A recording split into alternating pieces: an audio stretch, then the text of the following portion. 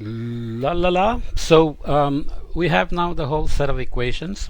Uh, we have to think about how to integrate them, which typically means applying boundary conditions. I hope you have been exposed to this concept before. For example, let's say we are looking at a particular domain. Let's say we are trying to solve atmospheric circulation over the monsoon region or the Indian Ocean and India.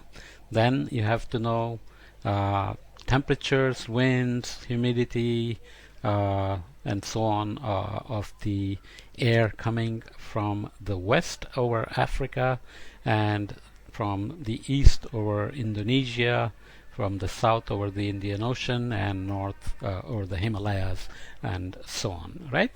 So those are called boundary conditions because the fluxes matter, right? That was the idea of the parcel when we derived the equations of motion.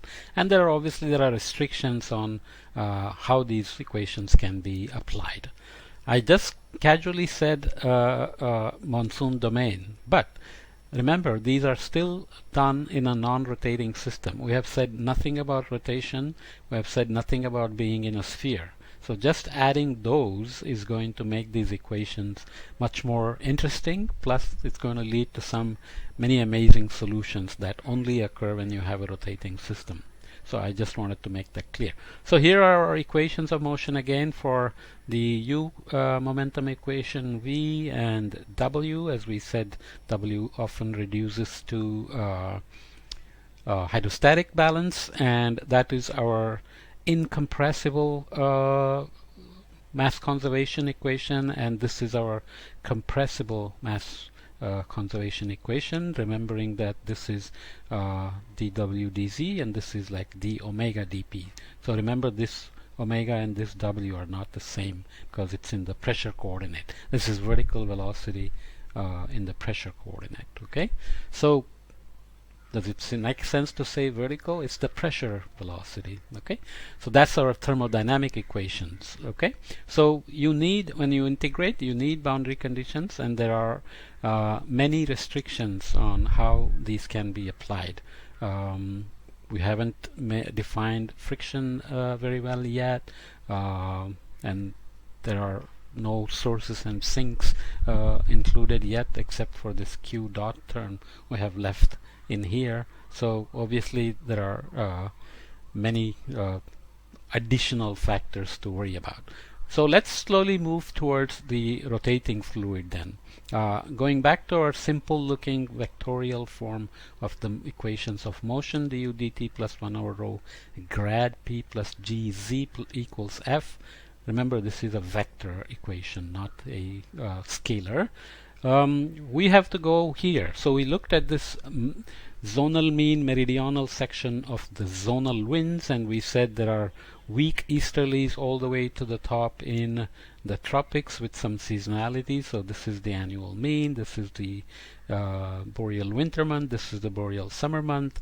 We talked about the vertical shear in the zonal winds with these jet streams in either hemisphere, which obviously gets stronger in the winter, in the summer hemisphere. So this is the this is the northern hemisphere, so in the winter hemisphere. Equator to pole temperature gradient is the strongest in the winter, so jet stream must be the strongest in the winter. Always remember the basic principles. This is the southern hemisphere winter, so the jet stream is stronger there. Entire ITCZ and the Hadley cell is shifting, right? So these are as seen by observations on Earth, which means we are in the rotating framework. This is what we have to get used to. So we'll use lab experiments to show what we mean by a non-rotating framework and a rotating framework. So these measures, so even when satellites go up and measure things, they're still rotating with Earth, so they are still in the rotating framework. But in the lab, it's very easy to visualize what we mean by seeing things from a non-rotating framework and the rotating framework, right? So if you have a turntable, water tank for example, it's rotating. If you're standing outside, then it's a non-rotating framework for the fluid that you're watching, but you can put a camera to rotate with the tank, and that'll produce the fluid motion as seen in the rotating framework. So the lab experiments will allow us to see things in the rotating and non-rotating framework. So I'll move into the rotating effects with lab experiments into the next podcast, but you should orient yourself about things that happen only in a rotating framework, that are visible only in the rotating framework if you look from outside. It's like standing on a merry-go-round. Let's say your mother is watching and you and your sibling are standing on either end. When you throw the ball to your sibling, you will see it as if it's curving because you are both rotating. But your mother standing outside will see it as just going straight. That's the basic idea of rotating and non-rotating frameworks. And we have to go from the rotating tank and the merry-go-round onto the sphere, which makes things a little bit more interesting.